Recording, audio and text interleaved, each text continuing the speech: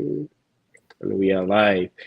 All right, people, welcome back to the Benchwarmers podcast. Today I have a very special guest in the likes of Debbie Biggins. She's a former England international goalkeeper.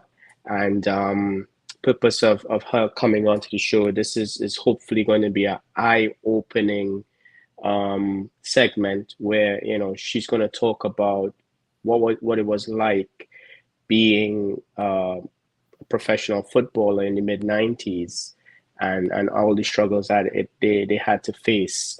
And Debbie, thank you so much for coming on and spending this time with us. How are you doing today? Yeah, I'm good, thank you. It's a pleasure to be here. It's making me feel quite old, though, you talking about my struggle in the mid-90s as a female footballer. It's making me feel very old indeed.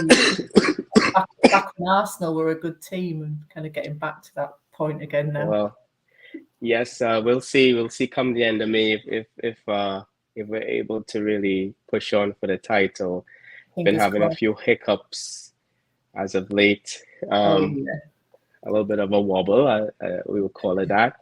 So I want to get right into it. If you could, like from start, like you coming up as a youngster, getting involved in football, and like how you graduated into the national team. Okay, so it didn't feel strange for me playing football as a girl growing up. It was just what I enjoyed doing. So I used to play at school with the boys in the schoolyard, and then when I was at home, I'd play out with the boys on the street, and we'd be playing football. We'd also play American football as well. We used to play that up and down the street with me as a bit of a wide receiver, tight end kind of player. So I guess I automatically moved towards being in goal because the boys obviously think that the girls are a bit rubbish, so they tend to put you in goal, so they're just involved but out of the way. Mm-hmm. But it turned out I was actually quite good at it, so that ended up being quite frustrating for the boys because I used to save all those shots, which was a bit annoying for them. So back then I was, I think, 12, and my dad used to take me to a five-a-side place in Leeds, which was our nearest big city. And when I was playing there, I got spotted by a team called Bronte Ladies, who were in the national division at that point. Mm-hmm. And they asked if I'd go along and, sort of play for their 11-a-side team. So that is actually not true. It was Bradford City Ladies at that point that I used to go, that played for.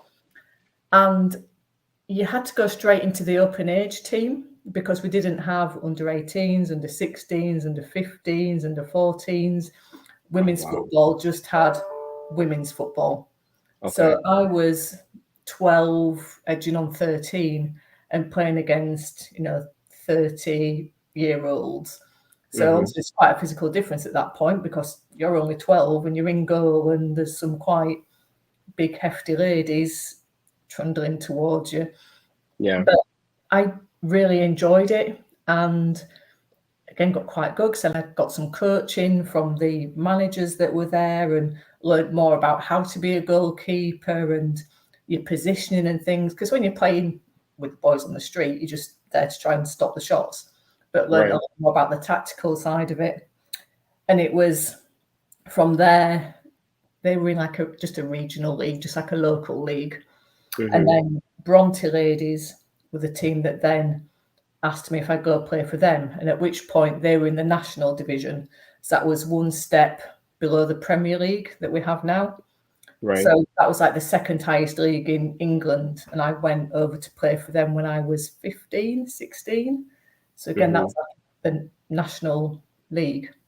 Right. And there was a great coach there called Chris, who spent a lot of time with me and again just coaching me and getting me to understand the game more and working on communication and talking to defences and being a very early sweeper keeper where you would be there to come out and come out your area and get out of the box and clear it if it comes in over the defence. So very early on, because like now, like sweeper keepers are all the rage, but that was instilled in me back in the 90s. So obviously I was still at school at that point, and just going to school as normal, doing normal lessons. And then when I was 17, so I was in our sixth form, I got a letter through from the FA asking me to join up with the England squad for the friendly internationals that they had coming up over that year, which I can't swear obviously, but I was very nervous, quite scared by that prospect of joining up with international footballers. I was 17, 18, and still at school, so it was a whole different big world for me. Right. But even playing for England at that point, it was, you went along and all you got were your petrol money. So you got your expenses for getting there. And that was it. Obviously, they paid for you to be in the hotel and you got your meals provided. But there was, even at that level, there's no payments of any form except for your fuel for getting yourself there, which obviously went to my dad because I was too young to even drive myself Right, yeah. to the hotel. And it was a fantastic experience because I was one amongst players that I'd only really heard of. There were people like Karen Walker and Jill Coulthard who were just, your heroes of, oh my God, these are people that I could never dream that I'd be in a squad with. Right. Just amazing. And from that point, I started talking to those players, and there's a little bit of transfer things going on where the Doncaster Bell's goalkeeper was going to Liverpool, but that kind of fell through. And I went over to Liverpool and looked like I was going to end up signing for them, but ended up actually with Doncaster Bells because the Doncaster Bells goalkeeper went to Liverpool and I ended up with Doncaster Bells. Right. Which it was like a dream, really, because they were the team. They were the team that everyone had heard of. Everybody knew who Doncaster Bells were. They were the trailblazers for women's football. And then I was there playing for them at 18. And I've got a lot to thank my dad for, because he was driving me up and down the country, because that was the equivalent of the Premier League. So we could be playing games 300 miles away on a Sunday, which you would just have to get on a bus or get your dad to drive you, and you drive 300 miles down, play a game of football, get back, and then go to work or school the next day. And right up to that point, you were paying to play. So you'll be paying for your subs, you will be paying for your kit. So you're playing in the highest division of women's football, but having to pay for that privilege. Wow. That's crazy. So that's a lot. I mean, when you think about it, the amount of dedication that's involved to just get to the game itself, 300 plus miles, then, having to outfit these costs, because it's not cheap to play football. In the US here, I know for a fact it's quite expensive to get your toddler into simple, kickabout on an evening. So I could imagine getting all the way up to that division, and having to then pay your way. It's something else. It's really eye-opening to know how, I'm not sure how much it's transformed, but how much it's developed now, in terms of women's football. It's amazing how much it's developed from that point. And when I look back, I feel sorry for those fantastic players. There were people, Joe Broadhurst, Jill Coulthard, Karen Walker, are just a few of the fantastic players who will never get the proper recognition that they deserved. And they were working their jobs in factories or care workers, or doing what they had to do to pay the bills, and purely playing football for the love of it. And like Jill Coulthard has well over 100 caps for England, but never received a penny for doing that. Wow. And now if you think about even just the endorsements that players are getting, it makes me feel bad for those women that were so repressed. Because when I started, there was a Women's Football Association that had no links to the Football Association at all, and they had no money, no saying anything. And it wasn't until the mid-90s that the FA took over and started seeing women's football as as I say equal, but sort of they were willing to look after it alongside the men's, because it was in 1921, I think, that women got banned from playing on men's grounds in England, so they weren't allowed to play, and it was because they were getting more crowds than the men. So women's football really kicked off during the First World War, because obviously the men were all off at war. The women had taken over the men's jobs in the factories and things, and they were playing football matches and getting really big crowds. I think like 1920, there was 53,000 people turned out to watch a team called Dick Kerr's Ladies. Okay. And it was then decided that football wasn't a game for ladies to be playing, and they were then banned from playing on men's grounds for 50 years. It wasn't until 1971 that women were allowed to play on men's grounds again. Wow. It's quite scary how repressed it was, to be honest.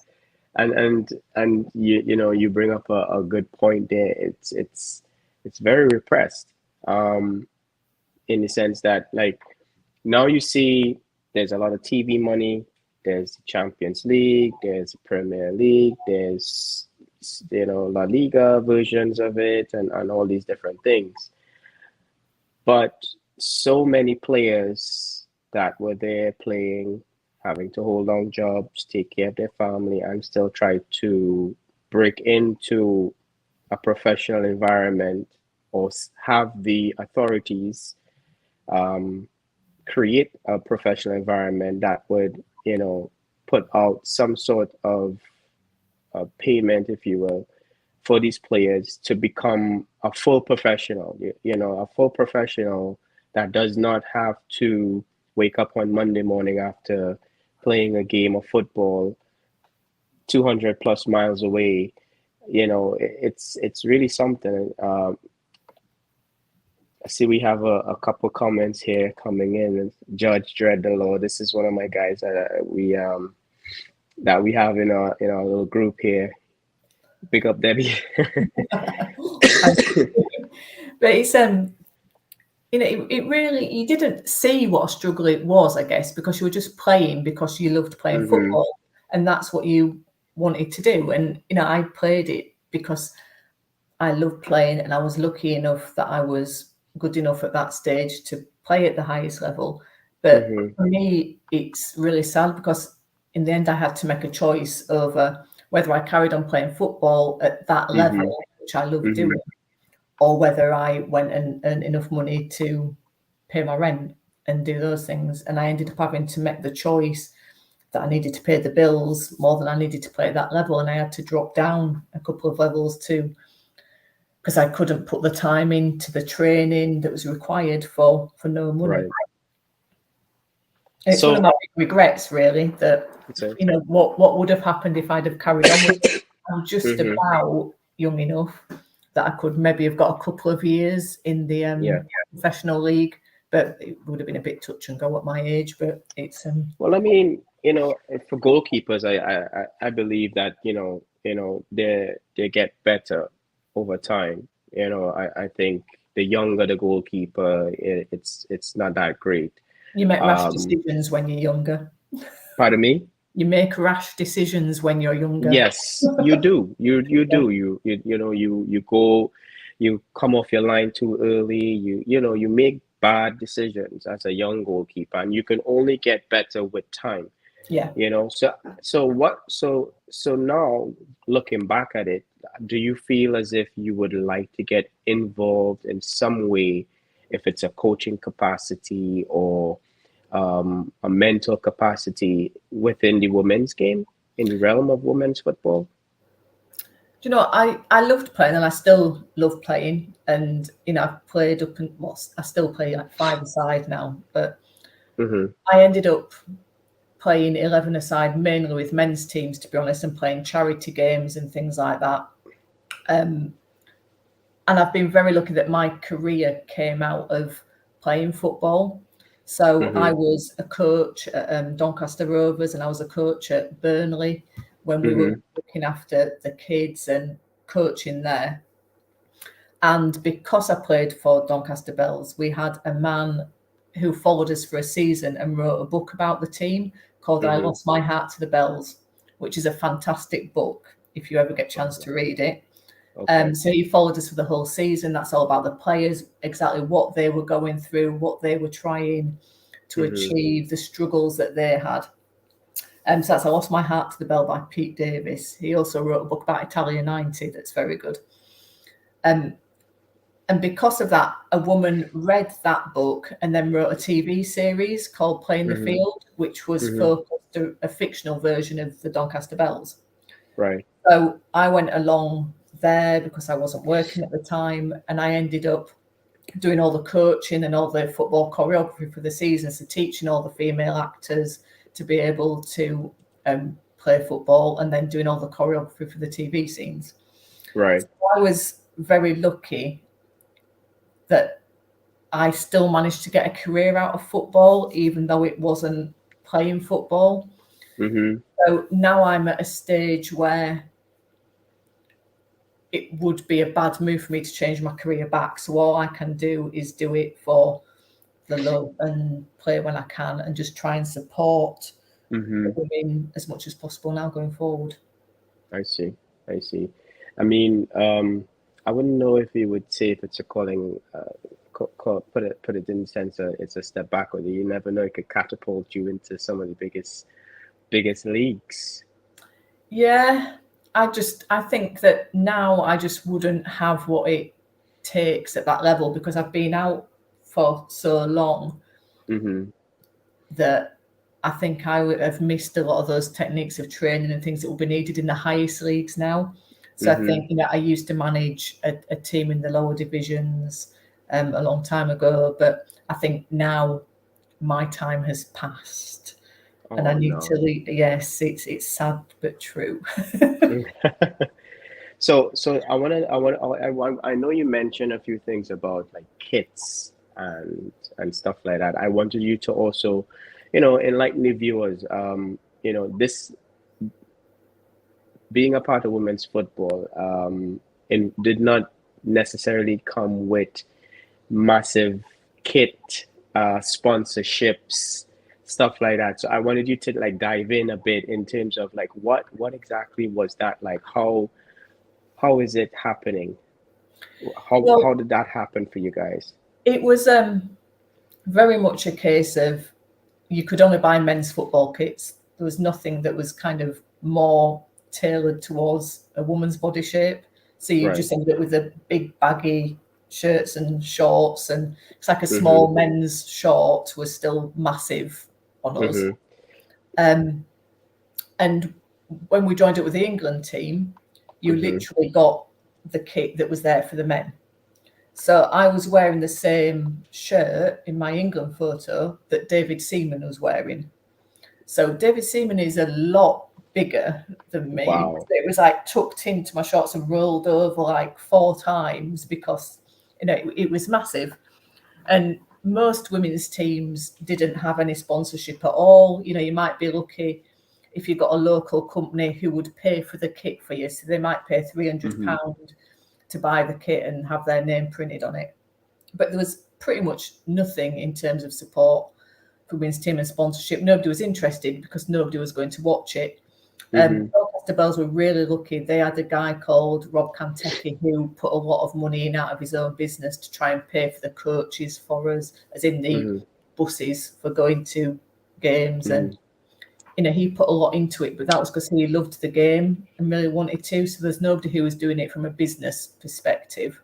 That's right. We have a legend here, people. You better recognize. But I was a little bit cheeky and I contacted Nike and I contacted Sondico, who Nike provided me with some football boots and Sondico Mm-hmm. provided me with gloves. So at least I wasn't having to buy my own boots and gloves all Cleats. the time. Yes, I was about to ask you that, like, in terms of your cleats or your boots and your gloves and stuff like that, which can be expensive, and playing week in, week out in a league, you can run through a pair in no time, Depends if so you look after them or not. I looked after mine. I had the same pair for about 5 years, I think. wow. So I know that you came on. We talked about your time playing as a goalkeeper and stuff like that. But I also know being close to that city, called Leeds. Um, is it is it a time for you guys for a new coach? Do you think that Leeds were a little too Well, rash in getting rid of no, I mean, it felt a little bit like Ted Lasso for a while. I can't lie. It did Ted feel, Lasso? yeah. Have you seen Ted Wow. Lasso? No, my Jamie, my wife, she keeps telling me, we need to watch it, but I haven't had the chance. Right. So Ted Lasso is about a American football coach from the lower Mm-hmm. leagues who gets drafted to come and coach a team in England. Mm-hmm. And he knows nothing about soccer whatsoever. They've brought him in to try and make the club fail, but actually he manages to do quite well. But that I think he's the first American coach that we've had over. He was Jesse Marsh. And he did all right. It kept us up, but then we weren't really moving on. Mm-hmm. But I don't know who the ideal replacement would be. I have a love-hate relationship with Leeds because they've got a great history. They've got a horrible fan base who I could cheerfully not associate myself with at all. So Mm-hmm. many Leeds fans are just an embarrassment to Right. all. I Um, mean, but it's my home team. It's my home team, and I love them, good and bad. I, I mean, I look at Leeds and I see them doing a number on a few of the big six, if you will. And they're just it's just that final, that end product is just what's lacking. Yeah, But they seem we to have cannot an end score. product. But they seem to have an end product when they played Manchester United. So Only it's a the little first bit time. The strange. second time couldn't get it in, could we? Oh no, yeah, that's true. But Yeah. still, there's something there, and I feel as if it's just a matter of time before it really starts clicking for you guys. Exactly. I think at some point it's got to click. We've got so much talent sort of going Hmm. forward. And we've actually got a pretty decent defence, but we seem to be absolutely controlling games and creating things. And we're not catching a break at all. So it's No, going to I, come I quite I soon. feel as if Jesse March's sacking came too early, especially where he has now a more of a US contingent in the team. Yeah. He should have been given some time to really take that, build a proper foundation, and grow the team from there. But and it's not to say that he had the team playing bad football. They played really high energy, high pressing, Yeah. Yeah. very good football. So when it was just a bit of a shock for me. Really, it really, really was. Yeah, I mean, it was bad timing because, a week after the transfer window closes, bought in the players that he wanted and then Hmm. get rid of him does seem like it seems like a strange time to fire him Hmm. if they were gonna do it. I think yeah, they should have given him another few games really. Yeah, Absolutely. but I do also have a massive soft spot for Arsenal because I used to live very close, so I used to go Hmm. to quite a lot of the games. Oh yeah. So I guess they would have to be my second team, so to speak. Oh, So I do okay. always watch their games. I mean, the City game, it looks like Arsenal had it in control, and then second half just I, I don't went. know. I don't know. It's a few occasions now we've played City and it felt as if we had a very good first half, Yeah, and then it just all went to shambles in the second half. And I'm thinking back a couple seasons here that we've done that, and it felt as if every time you felt as like we almost have it, we almost have it. And I was thinking that this season would be the season to show where we really have turned a corner in yeah, terms of not just playing a very good first half of football, but a second half of football as well. But I feel as if we really missed Thomas Partey, even though Jorginho had a very decent game, in my they did have a opinion. decent game. Yeah, But it seemed as if we missed him and we just didn't finish our chances. Eddie and Ketia had some really good chances, and they did. he just didn't finish. So do you foresee a woman's a woman's coach, head coach, manager coming into the Premier League men's division? I was joking about it actually when Leeds sacked Marsh, that actually I'd take Emma Hayes, who's the Chelsea Uh-huh. women's manager. I think she's a great Mm-hmm. manager, and Serena Wiegman, that's head coach of the England women's team now. I mean, Mm-hmm. she's done fantastic things. She did fantastic things with Holland, and then she's come over to England. It's an unbeaten streak since she started coaching them. Her Mm-hmm. tactical knowledge is just mad. The way she can change games up and bring substitutes on to really make a difference. My only concern with that would be, would men take them seriously? Would, Right. if you've got a woman in the changing room, are they going to just be like, yeah, what do they know? They're a Right. woman. And I think the issue would be having the respect of the players. And I don't know how you get the respect of the players without Yeah. earning it. But who's going to give you long enough to earn that respect?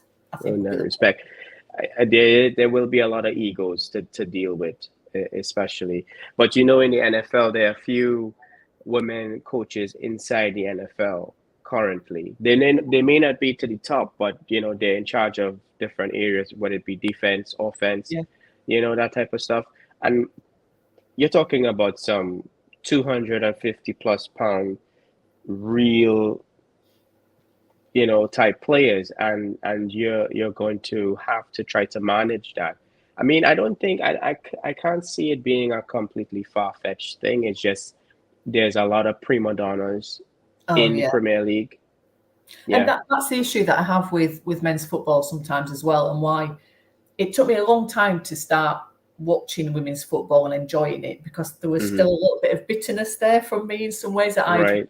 I'd missed out on that, and how much I'd have loved to have been playing at that level with those crowds. Because I think the best crowd I ever played in front of was like 22,000 or something, and Hmm. that was a friendly playing for a men's team against Hmm. Charlton Athletic. Okay. And to have been play in front of those crowds week in, week out, I would have loved to do. Hmm. So it's taken me a long time to watch women's football. And I Hmm. also used to find it quite slow. But I think now the way that it's moved on, the coaching, the fitness, the desire is all there, and it's got a lot better to watch. And now when I watch it, I've kind of lost my thread on where I was going with this. It's so much, you can see the passion from the women, and that Hmm. it's about loving the game and caring about the game and really caring whether you win or not. Hmm. And when you watch the men's game, sometimes you're like, are they really that interested, or are they just counting the money that they're getting at the end? And really, Right. somebody's just touched you on the shoulder and you've gone down holding your nose like you've been punched by Mike Tyson. What is that about? Where you see women get kicked up in the air and they just Yeah. get up and carry on with it. I mean, whether Yeah. women have a higher pain I threshold. I see. I mean, there's a lot of areas that you could talk about, because I do see where sometimes in women's football they're busted open, they're bleeding, Oh yeah, and they're still going at it. So just a is flesh it is wound. it's just a flash, yeah. And is it, to me, is it that you're trying to prove a point? You want to make sure that it's like, listen, we're not afraid to get dirty. We're not afraid to get a little cut, a little Yeah, bruise, and really, and you're right. In men's football, it's a tackle and they're rolling, you yeah. know. But sometimes it's a tactical tackle. It's a tactical foul where they're trying to get a free kick or something. It's a lot of different It's not an areas that you honest could. game, is it? I It's think the no, women's it's game is not. a much more Mm-mm, honest game. no, there's no honesty in the game, No, and especially that's what's when. sad. Yeah, especially when you see players surrounding referees and trying to push a foul to be more than what it is. We have a comment coming in here Yeah, from I've seen. Keith. Yeah, I think he's Yeah, right. It is the biggest growth spot. Yeah, absolutely. yeah. So, and me being, I have a daughter myself, trying her in football, and she wasn't too interested. She would rather just lay on the grass and look at the sky. But she's just 3 years old, Needs to so be a we'll see. goalkeeper then. Yeah. So, so Debbie, I feel as if you you um you still have something there in you for the game and for the Yeah. sport itself. I feel as if you if given the chance and the opportunity and it's perfect for you, I don't think your time has passed.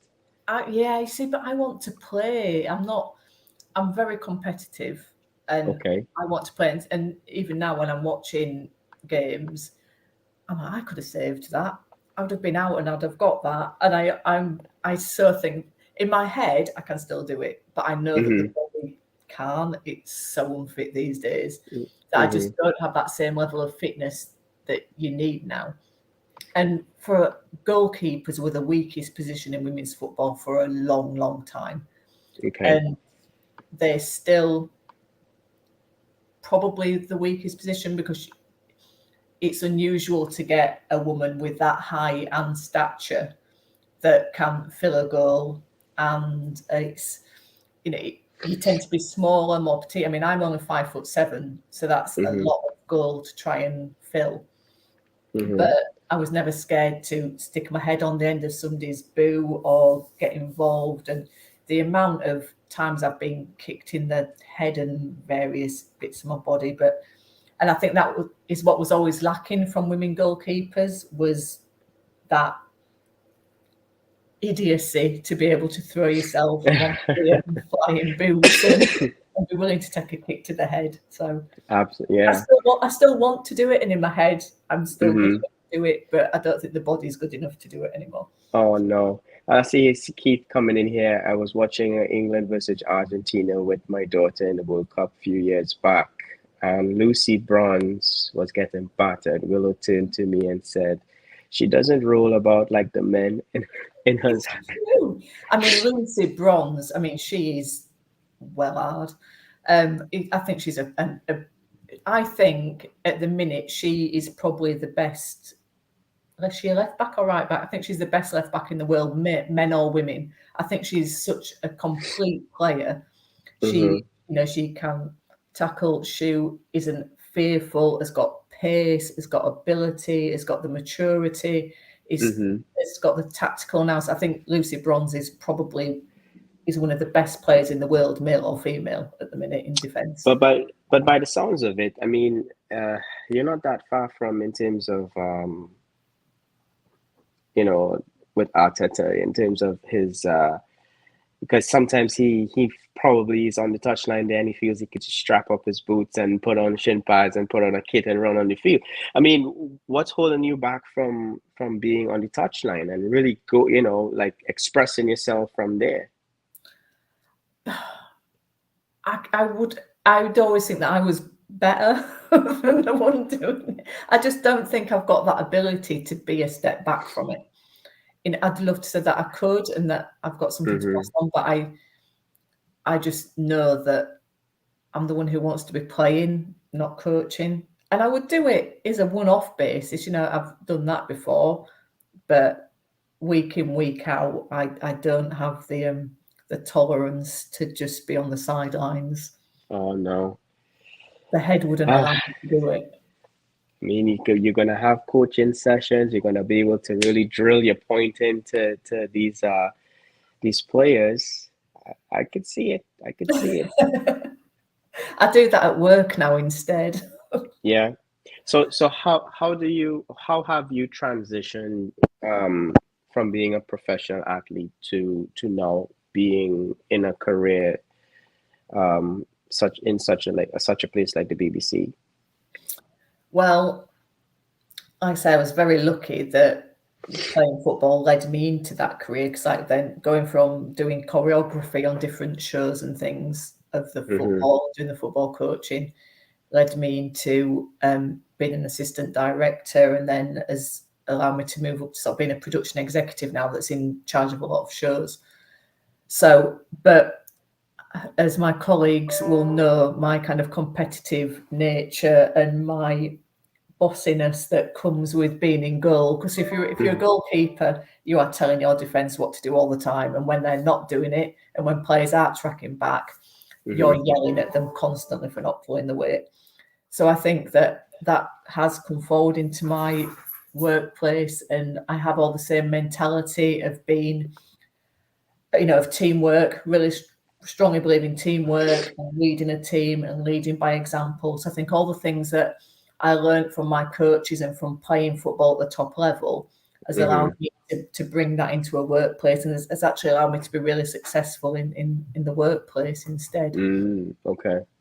Well, that's amazing, and it's good to know that you're able to carry that competitive nature Into everything I do. into everything. Yeah.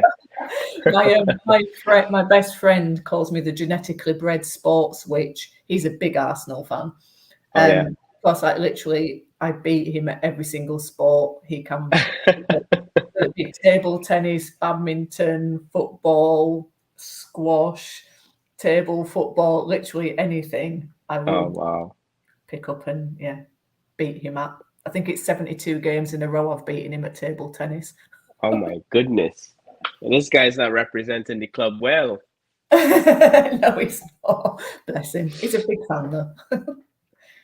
So let me ask you, final question. In terms of the Premier League, I know you said you have a soft spot for Arsenal. Yeah. Who do you see finishing inside the top four from first to fourth? I think Man City are probably going to squeeze Arsenal out.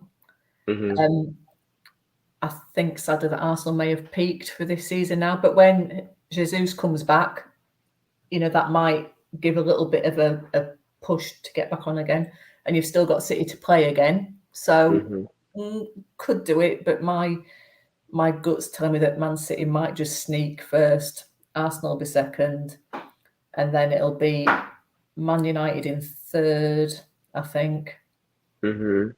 I think fourth still all to play for, really. Fourth is going to be tricky. There's a lot of teams vying for that fourth. Brighton will surprise everybody and push Brighton, Fulham. Oh, yeah, could be. As long as it's not Liverpool, I'm happy. Keeping them out of the top four is an absolute priority. But it's I'm really looking forward to the Women's World Cup next year as well, because that's. I thought that was this year. What year are we in? 23. 2023. It is this year. Yes, you are correct. Yes. I was thinking. Come on, you're slacking. 22 then. You're slacking. Yeah, it'd be. I mean, because I think England women are the best in the world now. Because like it was the USA women were the what everyone wanted to be for so long, and it was my dream to kind of go over and play college football over in the States, and never quite managed to do what I needed to do to get over there, because that's what you always wanted to do. The States was where women's football, that's where it peaked, that's where you wanted to be, because they were the best of the best.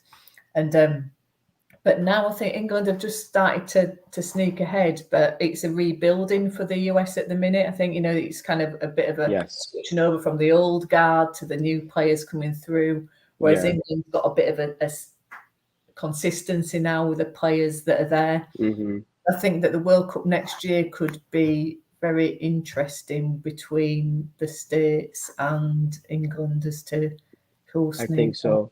I think there was a huge group of US players that was there for quite a while, and then now to remove them and then to put new people there and to get that gel happening, it's going to take a bit of time, and this is where the Lioness can really take advantage. It's amazing though that you've got parity over there between the male players and the women's players in soccer. Because that's never going to happen in the UK. There's far too much money, around in the men's game. Like 1 week's wage for one player can keep a team going for a whole year in the women's league, which is just it's crazy money. And it's mad money. I don't think that will ever even out, because you're never going to get enough people going through the gates to watch the league games for women. Can get enough people to watch the England team. Can fill Wembley. Wembley's, it was the biggest crowd for any European final ever. But you'll never get people going week in, week out to watch women's football the way they do men's football. So there's never going to be the same amount of money there. So we'll never achieve that over here. Well, we have a late one coming in here. Very late, very late.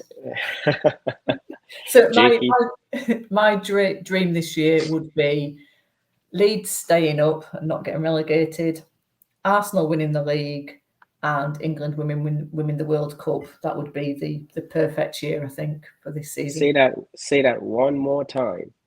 So Arsenal winning the league, Mm-hmm. Leeds not getting relegated. Mm-hmm. I've got very low ambitions on that. And then England winning the World Cup.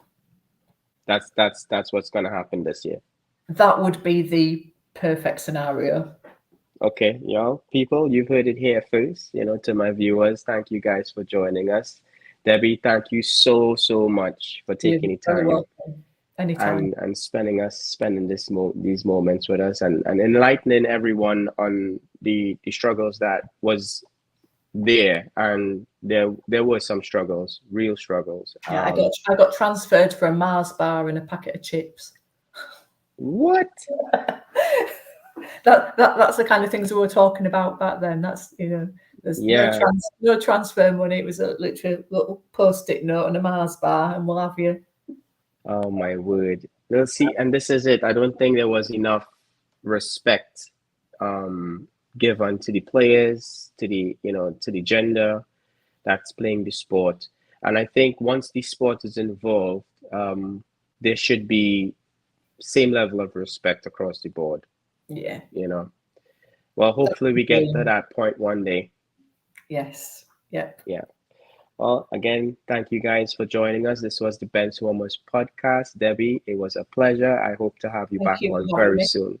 I'd love to come back. Thank you for having me. Thank you again. All right.